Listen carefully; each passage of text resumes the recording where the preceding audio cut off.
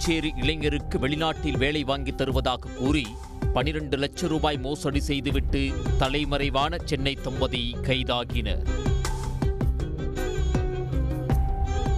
புதுச்சேரி அடுத்த லாஸ்பேட்டை கருவடிக்குப்பம் மாரியம்மன் கோவில் தெருவைச் சேர்ந்தவர் பழனிவேல். இவரது மனைவியின் தம்பி கணபதி. ஹோட்டல் மேனேஜ்மெண்ட் படித்துவிட்டு வெளிநாட்டில் வேலை தேடி வந்தார். அப்போது சென்னையில் வெளிநாட்டுக்கு வேலைக்கு அனுப்பும் ஏஜென்சி நடத்தி வரும் வேளச்சேரியைச் சேர்ந்த சாந்தி மீனா என்பவர் அறிமுகமானார். கணபதிக்கு வேலை வாங்கி தருவதாகவும் மாதம் 3 லட்சம் சம்பளம் கிடைக்கும் எனவும் கூறியுள்ளார்.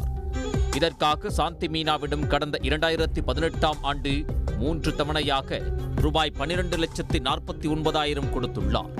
ஆனால் சாந்தி மீனா கணபதிக்கு வேலை வாங்கி தரவில்லை.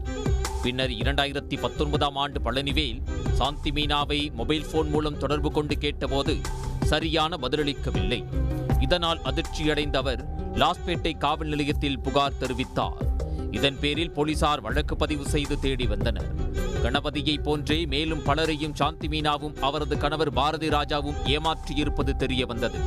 எனவே அவர்களை போலீசார் தீவிரமாக தேடி வந்தனர். இந்த நிலையில் தம்பதி இருவரும் பெங்களூருவில் பதுங்கியிருப்பதாக புதுச்சேரி போலீசாருக்கு தகவல் கிடைத்தது. இதையடுத்து அங்கு லாஸ்பேட்டை இன்ஸ்பெக்டர் இனியன் தலைமையிலான தனிப்படை போலீசார் விரைந்தனர்.